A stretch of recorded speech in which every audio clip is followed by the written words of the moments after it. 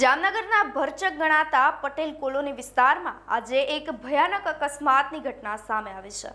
પૂરપાટ ઝડપે આવી રહેલી એક ઓટો રિક્ષા બાઇક સાથે ધડાકાભેર અથડાતા પલટી ખાઈ ગઈ હતી। વિગતે ચર્ચા કરીએ। નમસ્કાર, આપ જોઈ રહ્યા છો ન્યૂ ભારત ન્યૂઝ અને હું છું આપની સાથે વલ્લરી વ્યાસ।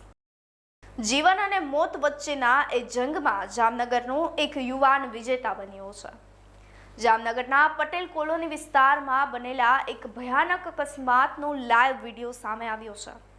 જામનગરની પટેલ કોલોની વિસ્તારમાં ઓટો રિક્ષા અને બાઇક વચ્ચે ગમખ્વાર અકસ્માત સર્જાયો હતો।